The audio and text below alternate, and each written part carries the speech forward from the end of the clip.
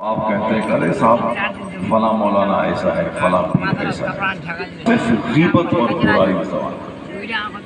آدمی اپنے گھر میں گناہوں سے سیف نہیں، ہاتھ میں موبائل، اب موبائل اس طرح چلاتے رہنا جیسے کہ زندگی میں پہلی بار اس کو دیکھ رہا ہوں، اب رات کے 2 بجے تک گندی تصویریں دیکھنا، دل اور دماغ کو گندا کرنا۔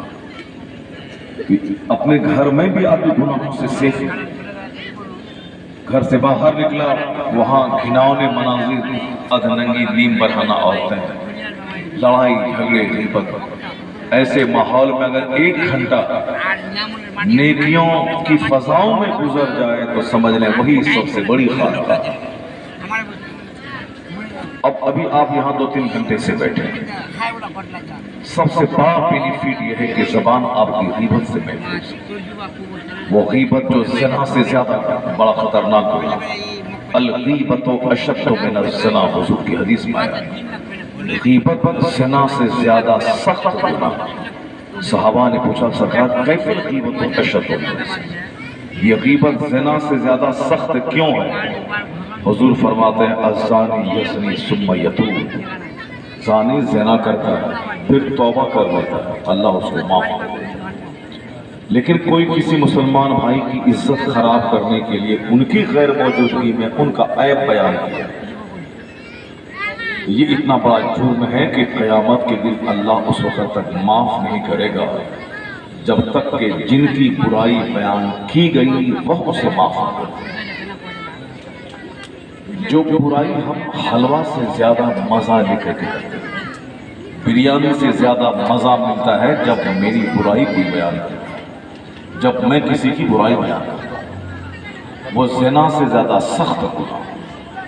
کوئی دالان، کوئی مچان، کوئی شاطری شیڈ اور کوئی دکان ایسی بچی نہیں ہے جہاں غیبت نہ ہوتی، کوئی گھر ایسا سیف نہیں، لیکن یہ جلسہ ہی وہ گھر ہے جو سب سے بڑی خانقاہ۔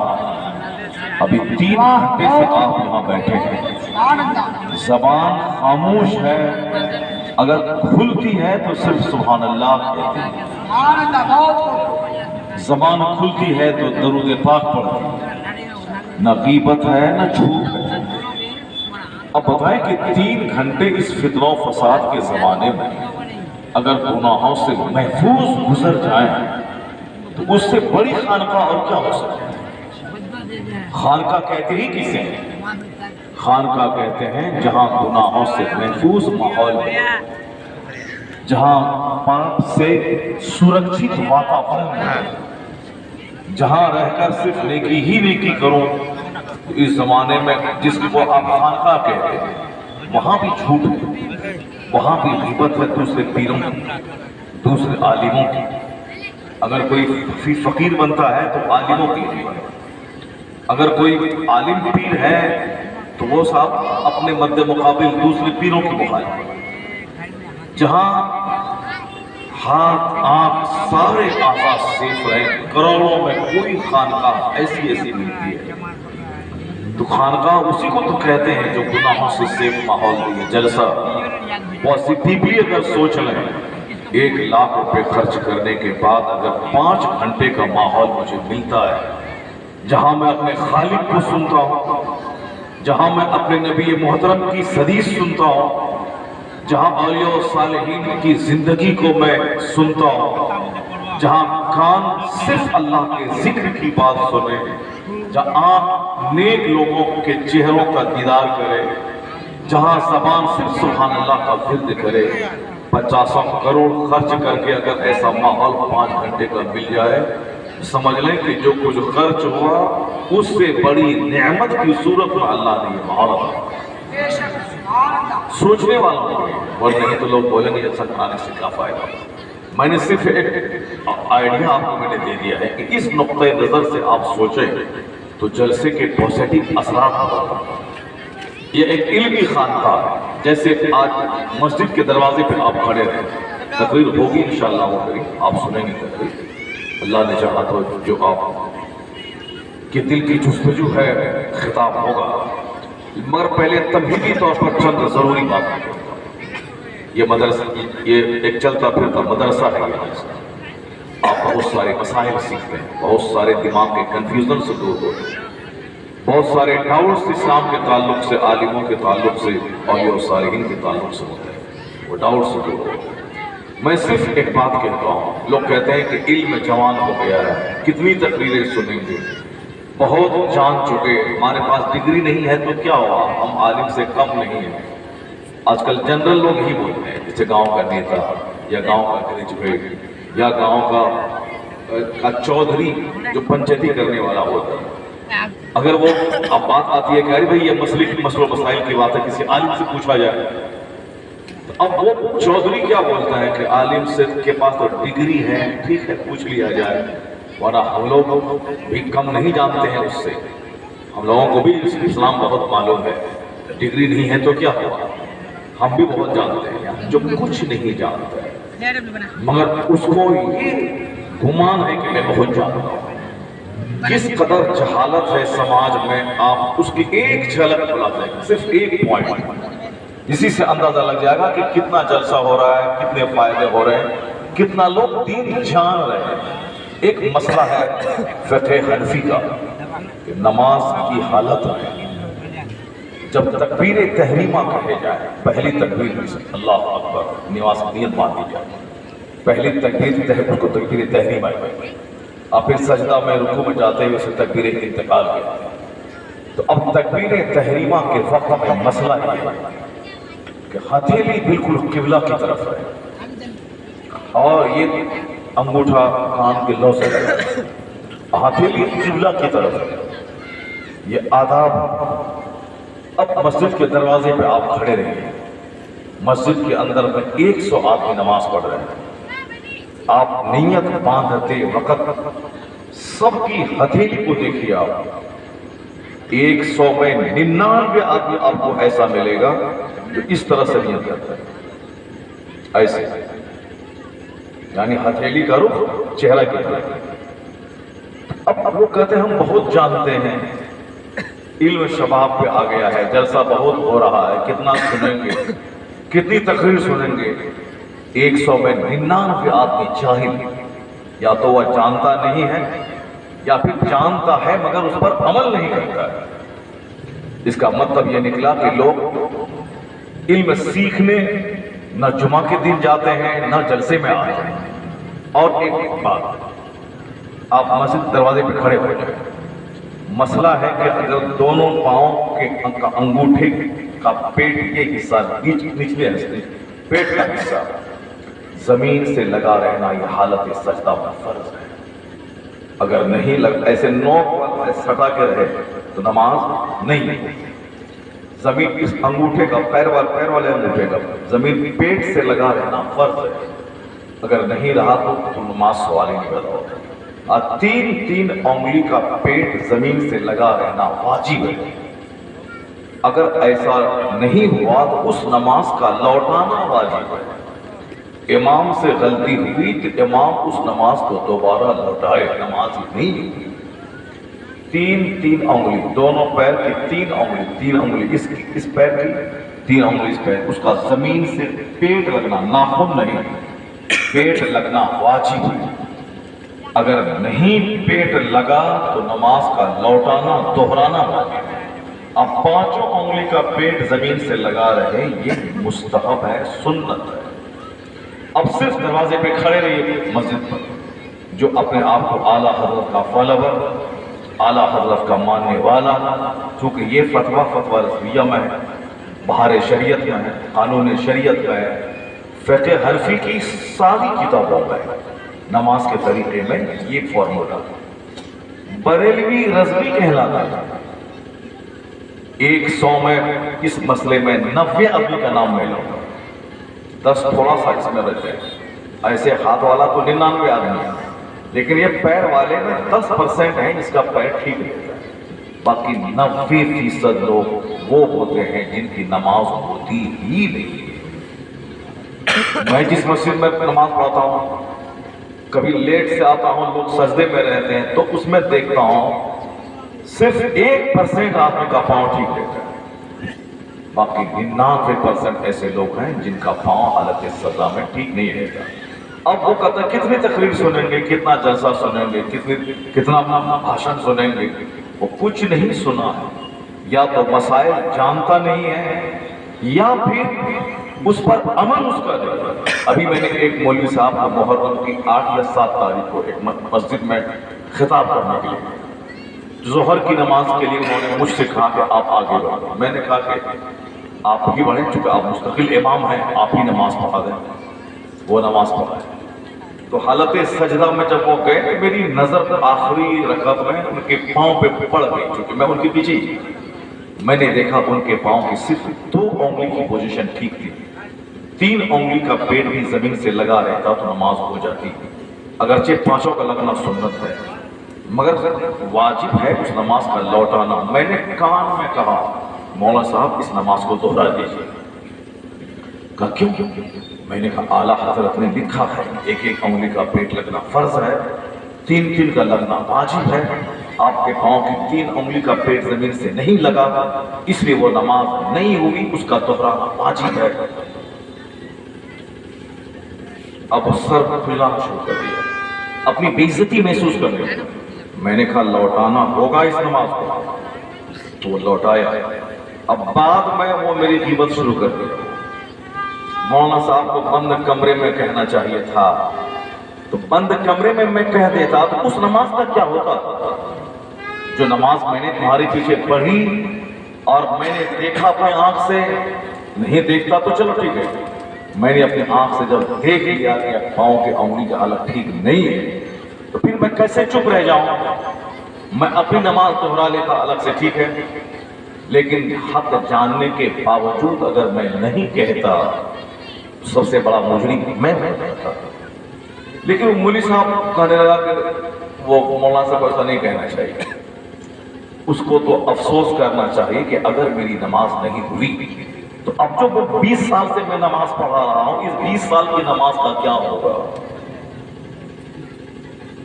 20 سال کی نماز کا کیا بنے گا, میں کیا جواب دوں گا. اس کو تو سینہ پھٹ جانا چاہیے اس کا, اسی افسوس اور اسی غم سے سینہ پھٹ جانا چاہیے.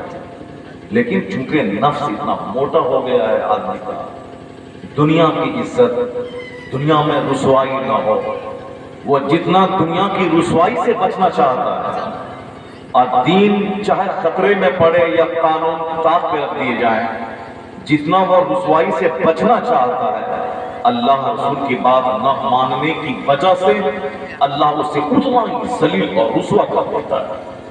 کیونکہ قانون وہی, اللہ رسول کو چھوڑ کے چاہے کہ میں سکون حاصل کروں, اللہ رسول کی بات چھوڑ کے چاہے کہ میں قرار کی زندگی بسر کروں, اللہ کی قسم ایسا کبھی نہیں ہوگا.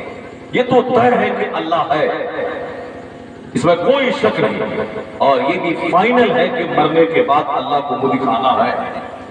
ایسا نہیں کہ مرنے کے بعد کون کیا ہوگا نہیں ہوگا کون جانتا ہے, ایسا نہیں ہے. جیسے ہم میں سے کوئی بھی آدمی کل مر سکتا ہے, کوئی کنفرملی نہیں کہہ سکتا کہ میں نہیں مروں.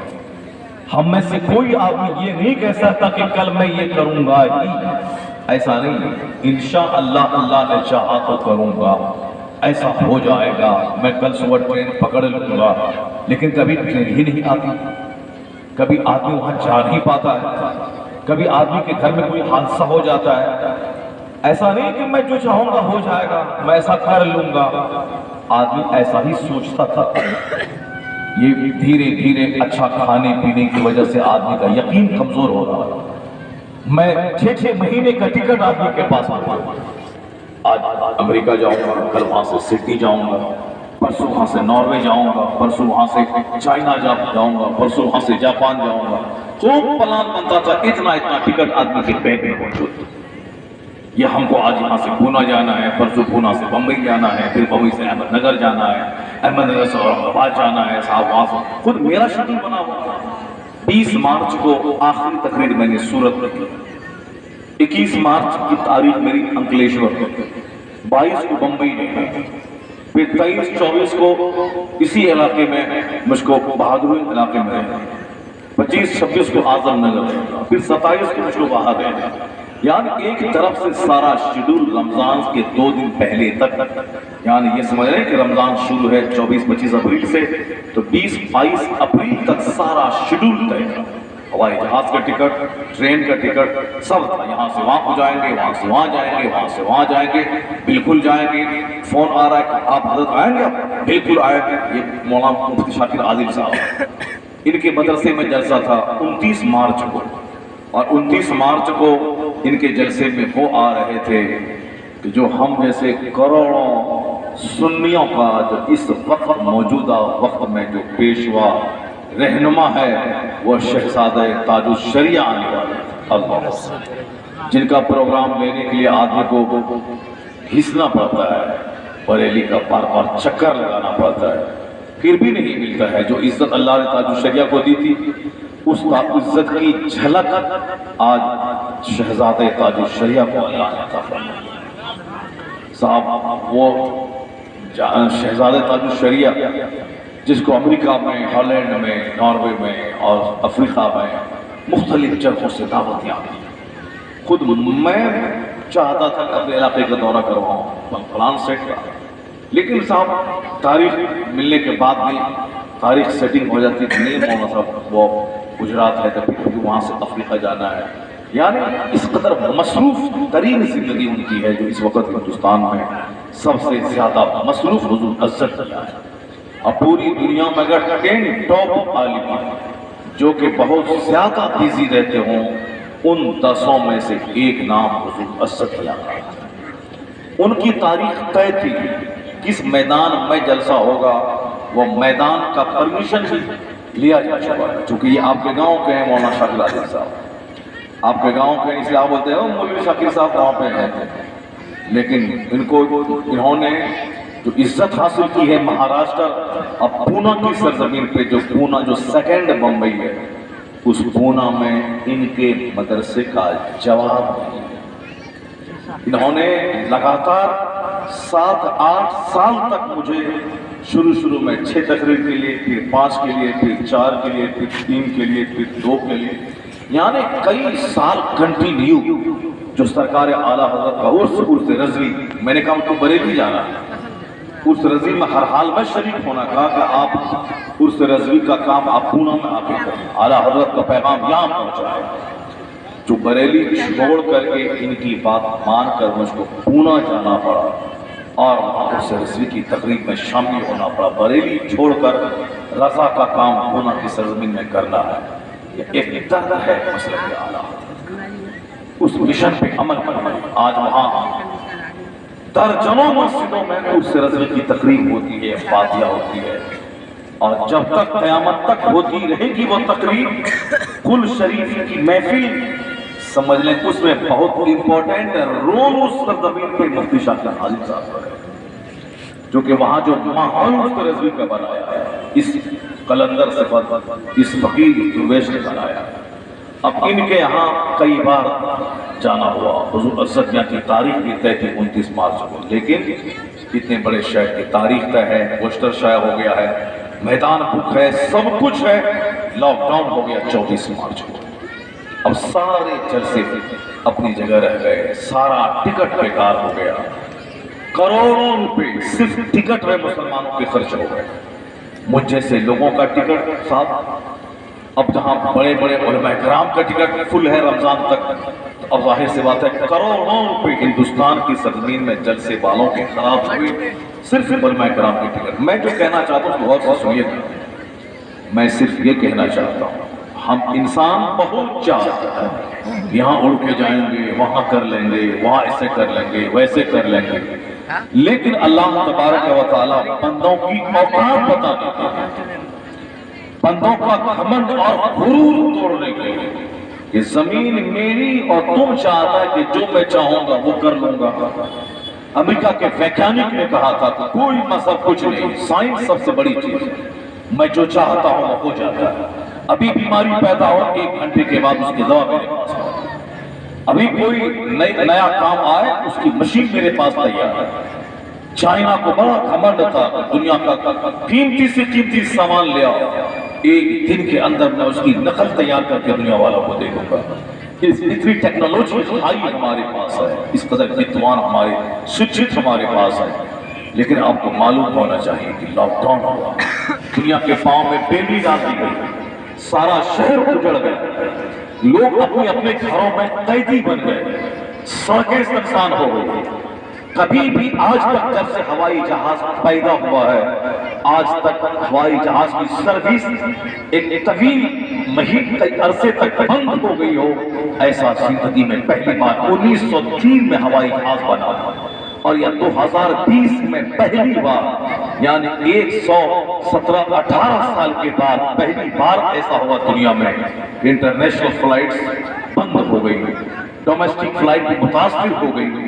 یعنی وہ شہر جہاں 24 گھنٹے محفلیں سجتی تھی، گانے اور شباب کا عالم رہتا تھا، وہ سڑکیں امریکہ کی، وہ چوک امریکہ کا ویران ہو گیا، لوگ اپنے گھروں میں قیدی ہو گئے، جن کا 6 مہینے تک ٹکٹ بک تھا، سارے ٹکٹ سے فیل ہو کے وہ گھر میں رہ گئے، جو 20 سال سے اپنے بال بچوں سے قائدی سے نہیں ملا تھا، وہ 6 مہینے تک اپنے گھر میں قیدی بن کے رہ گئے۔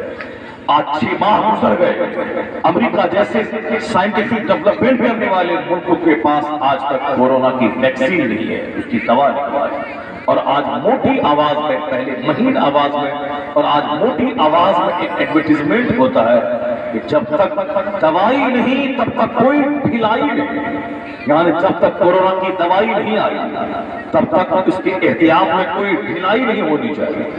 ماسک ضروری ہے، سوشل ڈسٹینسنگ ضروری ہے، چونکہ امریکہ کے سائنسداں الو ہو گئے، بے وقوف اور احمق ہو گئے، 6 مہینے سے سر کھجلاتے ہیں، کورونا کی دوائی اس کے پاس نہیں، جو کہتا تھا کہ 1 سیکنڈ میں دوائی، 1 گھنٹے میں دوائی، سارا علم کا سارا غمان اتر گیا، سائنسدانی کا سارا گھمنڈ ٹوٹ گیا۔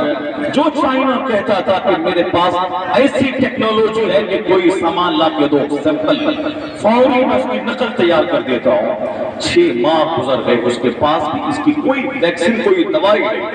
جس روس کو گھمنڈ تھا کہ ہم امریکہ کی آنکھوں میں آنکھ ڈال کر بات کرنے والے ہیں، ہم اس مہاشکتی کو تسلیم نہیں کرتے، ہم خود مہاشکتی ہیں، اس روس کے ویجانکوں کا غرور ٹوٹ گیا۔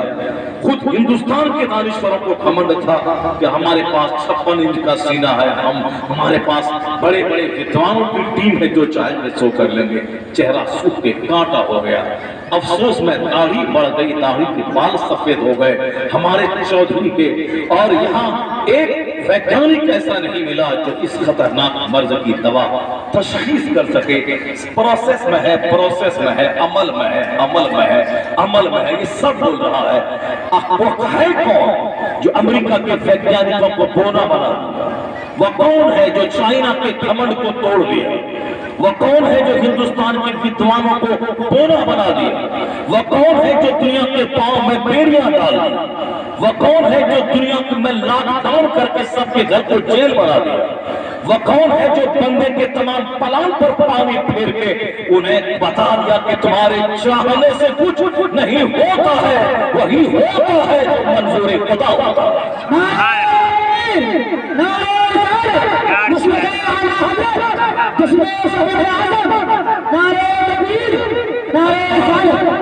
اللہ ہے، ایسا نہیں کہ اللہ نہیں، اللہ ہے، ساری کائنات کا خالق ہے، سارا اختیار اس کے پاس ہے، وہی رازق ہے، وہی زندگی اور موت دینے والا ہے۔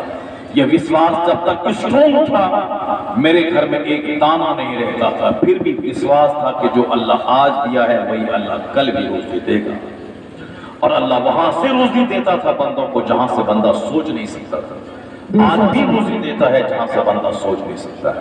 لیکن جب سے وشواس کمزور ہو گیا کہ چوری نہیں کریں تو بچہ کو کھلائیں کیسے، ڈکیتی نہیں کریں تو بچے کو کھلائیں کیسے، لاٹری کا ٹکٹ نہیں بیچیں تو بچے کو کھلائیں کیسے، لند پھند نہیں کریں تو بچے کو کھلائیں کیسے، جھوٹ نہیں بولیں تو بزنس کریں کیسے۔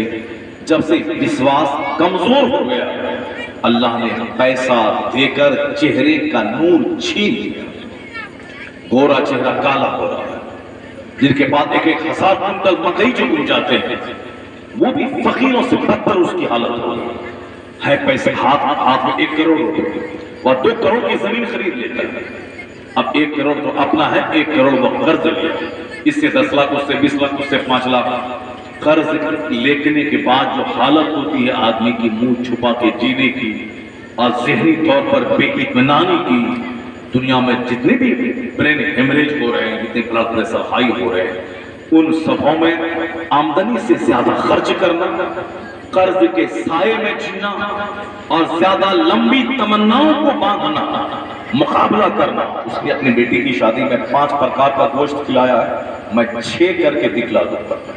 وہ 1000 آدمی کو کھلایا ہے، میں 2000 آدمیوں کو کھلا کے دکھلا دوں گا۔ چاہے چندہ کرنا پڑے، بھیک مانگنی پڑے، قرض لینا پڑے، زمین بیچنی پڑے، کروں گا۔ اس نے اپنی بیٹی کی شادی میں 10 لاکھ کا زیور دیا ہے، میں 11 لاکھ کا دے کے دکھلا دوں گا۔ چاہے بھیک مانگنی پڑے، قرض لینا پڑے، زمین بیچنی پڑے، چاہے وہ گھر کا سارا کوٹھی کا دھان گیہوں سب بیچنا پڑے، مگر میں دوں گا۔ یعنی جھوٹی شان، جھوٹی شوقت۔ کیا کوئی ہر آدمی مقابلہ کر پائے گا آدمی کا سماج میں؟ اللہ نے لوگوں کو مختلف چہرے پہ پیدا کیا۔ کسی کا کوئی چہرہ کالا ہے، کسی کا گورا ہے، کسی کی ناک چوڑی ہے، کسی کی آنکھ چھوٹی ہے، کسی کا چہرہ بڑا ہے، کسی کا چہرہ لمبا ہے، یعنی چہرہ الگ ہے۔ کوئی آدمی کے دونوں کا سارا چہرہ مورا ناک نقشہ سیم ہو، اللہ کی قسم نہیں ملتا جلتا چہرہ ہے۔ یہ تو ہو سکتا ہے، لیکن ہو بہو جیسا ان کا چہرہ ہے ویسا ان کا ہو، پوری دنیا میں 900 کروڑ لوگ ہیں، ایک آدمی کا بھی چہرہ مکمل طور پر دوسرے کی طرح ایسا نہیں ہے۔ چونکہ آدمی نقش بناتا ہے تو 10 20 50 100 کے بعد سیم ہو جاتا ہے، لیکن وہ اللہ اس مصور کا نام ہے جو 1 کھرب آدمی پیدا کرے تو سب کی تصویر الگ الگ بنا دے۔ سبحان اللہ، بے شک وہ اختیار ہے اللہ، وہ اللہ جو پانی میں تصویر بناتا ہے، باپ کے منی کا قطرہ پانی کی بوند ماں کی بچہ دانی میں جاتا ہے، اسی بچہ دانی میں نقشہ تیار ہوتا ہے، اور پھر وہ نقشہ تیار ہو کے ہڈی بنا کے گوشت چڑھا کے چمڑا لگا کے جان ڈال کے اسی ماں کے پیٹ سے باہر بچہ نکلتا ہے۔ یہ پیدائش کی کہانی بھی اتنی عجیب ہے کہ آدمی صرف اسی پوائنٹ پہ غور کر لے تو آدمی کا سارا گھمنڈ چور چور ہو جائے۔ لیکن چونکہ قیامت کی نشانی ہے کہ آدمی اخیر زمانے میں عقل سے پیدل ہو جائے گا۔ آپ کو من نہیں لگتا جیسا میں، بھاگنا چاہتا ہے، جسے کوئی چوٹی کاٹ لی ہو، جسے کوئی اندر سے کھجلا رہا ہو۔ ہم لوگ صاحب ڈیلی جلسہ کرتے ہیں، کبھی کبھی 30 دن میں 32 تقریریں کرتے ہیں، روزانہ جاگتے ہیں۔ کل کی رات صرف 3 گھنٹہ کچھ منٹ سوئے ہوں گے کل کی رات میں، پھر دن بھر کام میں لگے رہے، کٹیہار گئے، وہاں سے پورنیہ آئے، شام کے 7 بجے پہنچے، اب پورنیہ سے چلے ہیں 8 بجے رات میں، ابھی یہاں 10:30 بجے پہنچے، 2.5 گھنٹے میں کہاں پورنیہ اور کہاں صاحب یہ جہانگیر پور۔ صرف مفتی شاکر صاحب کی ایک گولی ہے کہ پروگرام میں نے آپ سے لیا ہے، بس لوگ یہ نہ بولیں کہ بغیر پروگرام لیے ہوئے جھوٹ بول کر کے فلاں آ رہے ہیں۔ میں نے کہا اتنا بڑا خطیب نہیں کہ میرے نہیں جانے سے جلسہ کا فلاپ ہو جائے گا، لیکن بس وعدہ ہے، چاہے چھوٹا خطیب ہو چاہے بڑا ہو، جن کے نام کا جلسہ ہو، جن کو بلایا جا رہا ہے وہ نہیں آتا، لوگوں میں تھوڑی سی بدمزگی پیدا ہو جاتی ہے۔ اس لیے ایک فکر تھی کہ لوگ برا بھلا نہ کہہ دیں آپ کو آنا ہے، بس میں نے کہا ٹھیک ہے آنا ہے تو ہم 12 بجے تک پہنچیں گے، چونکہ راستے میں جام لگتا ہے، مگر پہنچ گئے 1.5 گھنٹہ بیفور پہنچ گئے۔ 12 بجے آنا تھا، 1.5 گھنٹہ بیفور پہنچ گئے، 1.5 گھنٹہ پہلے پہنچے اور 12:30 پونے 1 میں تقریر کرنے کے لیے آپ کے سامنے کھڑے ہوئے۔ آپ غور سے سنیے گا، ایک کرامت ہی ان کی ہے کہ راستے خطرناک جام تھا، یعنی تالکولہ کے پاس اکثر جام ہی رہتا ہے، گاڑی کیسے نیچے سے کٹ کٹ کر کے ہم تو سمجھ گیا جیسا آج کا 5 گھنٹے کا جام ہے، لیکن یہ بہادر ناصر رضا بمبئی بڑا زبردست نعت خواں ہے۔ ابھی تو ایک اپنے جھلک سنی، جب 1 آدھا گھنٹہ سنیں گے تو آپ سمجھیں گے بس اقبال اللہ سب فیل ہے، یعنی اتنا زبردست اتنی سریلی آواز اللہ نے کو دی ہے۔ یہ گاڑی اچھا ڈرائیونگ کرتا ہے اور بہت شاندار ڈرائیونگ، صاحب 1 گھنٹے کے سفر کو پونے گھنٹہ میں کروا دے، شاندار ڈرائیونگ کیا، جلدی ہم پہنچ گئے یہاں۔ ذرا غور سے سنیں جو بات میں کہنا چاہتا ہوں کہ آدمی بہت اتراتا ہے، بہت کچھ بنتا ہے، جلسہ بہت مشکل سے ہوتا ہے، پھر بھی یہاں آدمی اچھلتا کودتا رہتا ہے۔ ہم لوگ 2 گھنٹہ سوتے ہیں، پھر بھی 2.5 3 گھنٹے خطاب کرنے کی طاقت رکھتے ہیں۔ 4 5 سال سے آدمی کے پاس بیماری ہے، شوگر ہے، اس کے باوجود 8 گھنٹے تک آدمی پیشاب نہیں کرتا، سفر میں رہتا ہے، اسٹیج پر کبھی 5 گھنٹے بیٹھنا پڑتا ہے، جبکہ یہ بیٹھنا ظلم ہے، چونکہ جو روزانہ خطاب کرتا ہو اس کو ٹائم پہ لایا جائے، ٹائم پہ چھوڑ دیا جائے، بلا وجہ 2-4 گھنٹے اسٹیج پہ نہ بیٹھایا جائے. لیکن کبھی کبھی ایسا ہوتا ہے. کبھی یہ کیا چیز ہے؟ ہم بھی تو انسان ہیں. 2 گھنٹہ سوئے، جیسے آج کی رات پوری رات گئی، آج نہیں سونا. پھر بھی کل تقریباً اسی علاقے میں یہاں سے 10-20 کلومیٹر دور پہ ایک جگہ ہے، پھر یہاں سے پورنیہ جانا ہے 100 کلومیٹر، وہاں جا کے دن میں 1-2 گھنٹہ سو کر کے کام کاج کرنا ہے، پھر واپس ادھر ہی آنا. یہاں بھی یعنی کل بھی نہ سوئے تھے ٹھیک سے، آج بھی نہیں سو رہے ہیں اور کل بھی نہیں سوئیں گے، مگر پھر بھی اگر مجمع اچھا رہا، لوگ غور سے سنتے رہے تو 2.5-3 گھنٹے کی تقریر جب میں خود نہیں کرتا ہوں مجھ کو خود تشفی نہیں ہوتی. تو اب آخر ہم لوگ بھی انسان ہیں. کل رات آپ 10 گھنٹے سوئے، پھر کل 10 گھنٹہ سوئیے گا. ابھی 1 گھنٹہ بیٹھے اور کھجلی لگی، بھاگ گئے، اٹھ گئے، چٹی کاٹ رہی ہے، یا کچھ اٹھنا بیٹھنا. جس کے پاس جو صاحب ڈیلی بیٹھتا ہے وہ پھر 5 گھنٹے سے بیٹھا، بوڑھا آدمی پیشاب کا مرض ہے، اس کے باوجود 4 گھنٹے سے بیٹھے. اور جو جوان آدمی 18 سال کا، اس لیے میں کبھی کبھی کہتا ہوں گٹکا مت کھاؤ، سگریٹ مت پیو. یہ بیڑی پینے کی جو عادت اس علاقے میں ہے، اس بیڑی پینے کی عادت کو چھوڑ دیا جائے. غیر ضروری چیز ہے، اس کا پینا فرض واجب نہیں ہے، سنت بھی نہیں ہے، چونکہ داڑھی پہلے یہ بیڑی پہلے تھی بھی نہیں. غوث اعظم نے بیڑی نہیں پیا، غریب نواز نے بیڑی نہیں پیا، پہلے بیڑی ہی نہیں تھی. کوئی ضروری نہیں ہے بیڑی پینا. الحمدللہ ہم بیڑی نہیں پیتے، زندہ ہے. سگریٹ نہیں پیتے ہیں، زندہ ہے. رجنی گندھا نہیں کھاتے ہیں، زندہ ہے. پان پراگ نہیں کھاتے ہیں، زندہ ہے. اور کوئی آدمی 24 گھنٹے منہ میں پان پراگ ڈالے رہتا ہے، رجنی گندھا، اور منہ پخانہ کی طرف مہکتا رہتا ہے. سامنے والے سے بات کرتا ہے، بات بھی صاف نہیں نکلتی ہے، چونکہ بار بار جو گٹکا کھائے گا زبان موٹی ہو جائے گی. زبان موٹی ہوگی، وہ قاعدے سے بول نہیں پائے گا.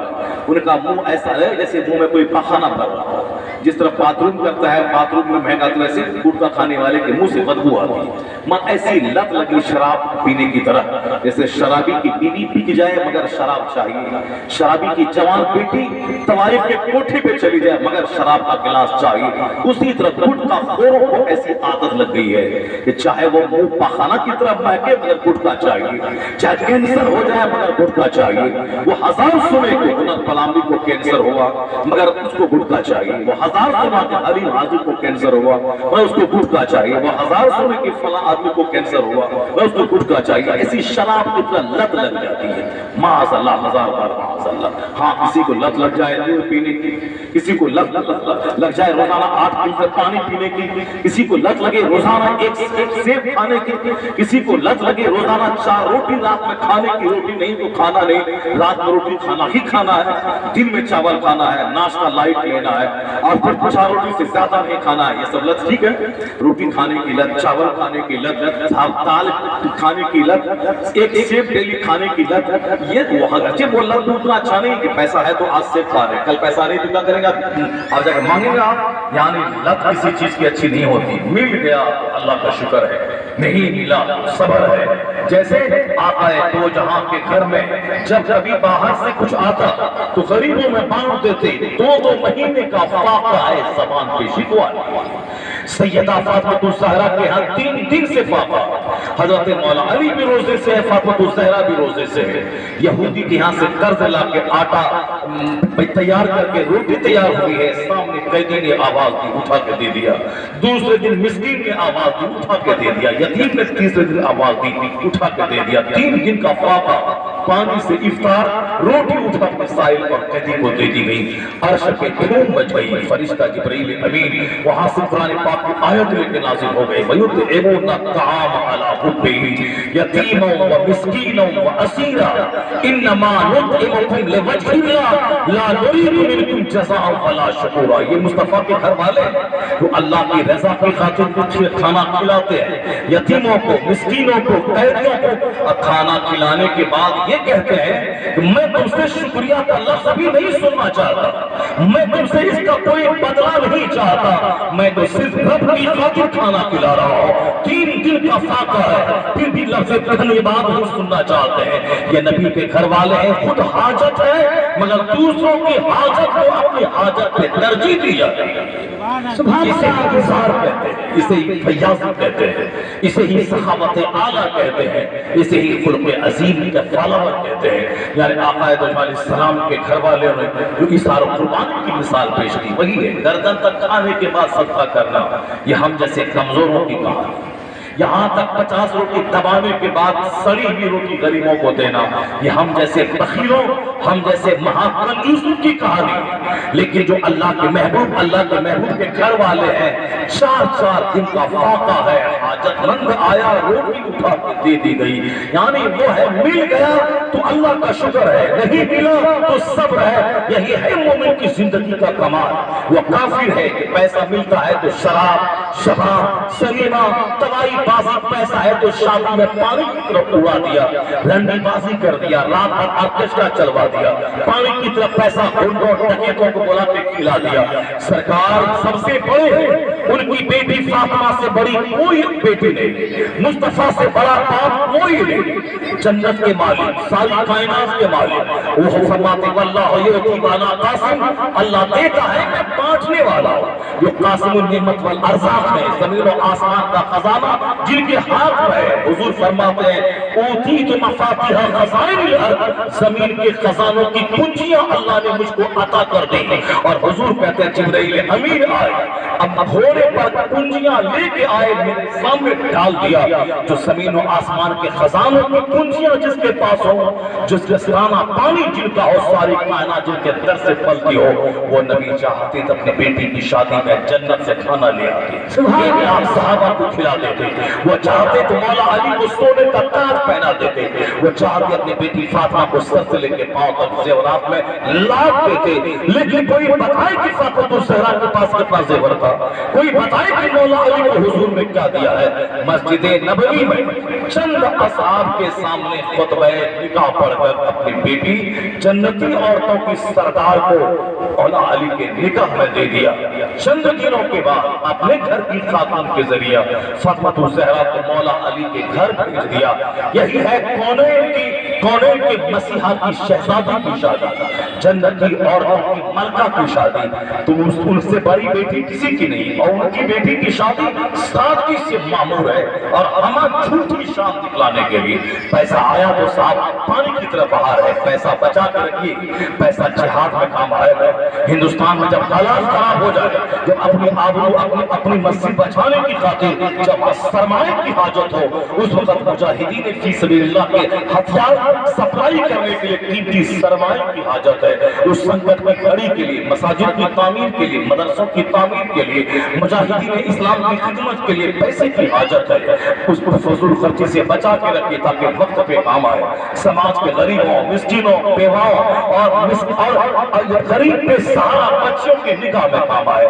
جب اتنا بڑا سینہ رہے گا تو پھر آپ نمک روٹی کھا کے گھر میں سوئیں گے، اللہ ایسا سکون اتارے گا، ایسا لگے گا جنت سے پہلے ہی دنیا میں جنت کی ہوا۔ یہاں پیسوں کے انبار پہ بیٹھ کے چہرہ کالا ہے، پیسوں کے انبار پہ بیٹھ کے دل اداس ہے، پیسوں کے انبار پہ آدمی مسکینیت کی زندگی گزار رہا ہے، یہ اللہ کا عذاب ہے۔ جب بندے نے پیسے میں سکون تلاش کرنا چاہا، پیسہ دیا سکون چھین لیا۔ جب بندے نے مکان بنا کے سکون ڈھونڈنا چاہا، اللہ نے بروز کا مکان اجاڑ کے پکتے کا مکان دے دیا، سکون چھین لیا۔ جب بندے نے اچھا پہننے اوڑھنے میں سکون تلاش کیا، عزت تلاش کیا، اللہ نے 10-10 ہزار میٹر کا کپڑا دے دیا، سکون چھین لیا۔ جب بندوں نے گاڑی میں دل لگایا کہ گاڑی رہے گی، بائک پہ چلیں گے 1.5 لاکھ کی بلیٹ پہ، گاؤں والا بولے گا ہاں یہ عزت والا ہے، تو بلیٹ دے کے اس کی عزت اللہ نے چھین لی۔ گاؤں میں عزت خراب ہو رہی ہے، اولاد آدمی کی ناک کٹوا رہی ہے، بیٹیاں کافیوں کے ساتھ بھاگ رہی ہیں، بیٹے جماعت کی بیٹی کو لے کے بھاگ رہے ہیں، یعنی ایک عزتدار خاندان کی ناک کٹ رہی ہے، ان کی آبرو مٹی میں مل رہی ہے۔ ایک اولاد نافرمان، ہماری بدعملی کی سزا، چہرہ کالا، پیسوں کی موجودگی میں فقیر ہم بن گئے، مکان بنانے کے بعد بھی ہم فقیر ہو گئے، پیسے کو ترس گئے، پیسہ گھر میں نہیں ہے، پیسہ ہے چھوٹو کے پیسہ 10 ہے 20 کا خرچہ ہے، اس لیے ہم فقیر ہو گئے۔ یہ اللہ کا عذاب ہے۔ جب سے تم نے صوفہ میں دل لگایا، مکان میں دل لگایا، 2-4-10 ایکڑ زمین میں دل لگایا، پختہ مکان 2-4 منزلہ مکان میں دل لگایا، اللہ نے مکان دیا سکون چھین لیا تاکہ اللہ بتا دے بندوں کو کہ سکون کا رشتہ نہ صوفہ کتا سے ہے، نہ مکان سے ہے، نہ زمین سے ہے، نہ 2-4-10-50 ہزار کنٹل مکئی اور کھان سے ہے۔ سکون کا سارا رشتہ اللہ نے وہاں سے جوڑ کے رکھا ہے۔ الا بذکر اللہ تطمئن القلوب، اللہ صاف کہتا ہے جان لے کہ چین تو اللہ کی یاد میں ہے، مطمئن دل تو اللہ کی یاد میں ہوگا، اور سکون قلب تو اللہ کی یاد میں ملے گا۔ وشواس رہو، غوث اعظم کو 4 بیویاں تھیں، 49 اولاد تھی، اور پھر بھی پشو کی روٹی کھاتے تھے اور لنگر میں غریبوں کو پالتے تھے۔ پوچھیں غوث اعظم سے حضور 4 بیوی یا 1 بیوی ہے تو پالنا مشکل اور دن رات لطم اور جتم اور لڑائی ہے، اور 4 بیویوں میں 40 سال اس طرح رات گزارتے ہیں کہ عشاء کے وضو سے فجر کی نماز پڑھ رہے ہیں، اب پوری رات جاگ کر ایک پاؤں پہ کھڑے ہو کے قرآن پڑھ رہے ہیں، اب تھوڑا سا دن میں قیلولہ کر لیا وہی رات ان کے لیے کافی ہو گیا، تو اس میں 50-49 اولاد کو پالنا۔ غوث اعظم کا ایک ہی جواب ہوگا وَمَن يَتَّقِ اللَّهَ يَجْعَل لَّهُ مَخْرَجًا وَيَرْزُقْهُ مِنْ حَيْثُ لَا يَحْتَسِبُ، یعنی جب سے وشواس کمزور ہوا اللہ نے رسوائی کی دلدل میں دھکیل دیا، کیونکہ اللہ کہتا ہے جو اللہ سے ڈرتا ہے، تقویٰ کا زندگی بسر کرتا ہے، اللہ مشکل سے نکلنے کا راستہ پیدا فرماتا ہے، اور وہاں سے روزی دیتا ہے جہاں سے بندہ سوچ نہیں سکتا ہے۔